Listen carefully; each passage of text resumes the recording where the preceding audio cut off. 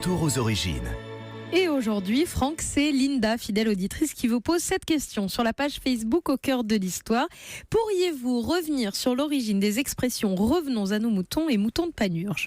Alors, l'expression « revenons à nos moutons » est tirée de la littérature, mais d'une vieille littérature. On est dans une de ses plus célèbres pièces du XVe siècle qui s'appelait « La farce de Maître Patelin ».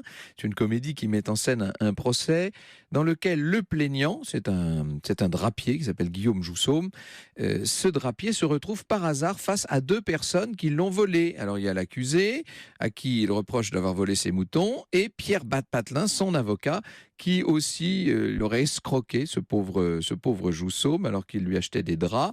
Et décontenancé de voir Maître Patelin en ces lieux, le plaignant, qui avait commencé à raconter au juge toute l'histoire du vol de moutons, etc., commence à délirer et à mélanger les deux histoires. Et le juge, lui, passe son temps à dire « mais revenons à ces moutons ». Ça fait rire, bien entendu, par le comique de répétition. Et c'est l'origine de l'expression « revenons à nos moutons ». Quant à l'autre expression moutonnière, si je puis dire, celle des moutons de Panurge, ça nous ramène, vous le savez, à François Rabelais, bien entendu. On est dans le quart-livre.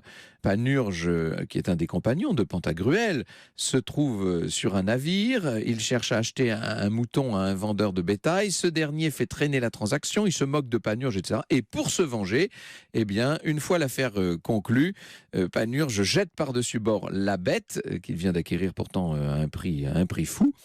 Et évidemment, vous savez ce qui se passe quand un mouton fait un mouvement, les autres font pareil. Donc tout le reste du troupeau va se jeter par-dessus bord. Voilà ce que dit le narrateur.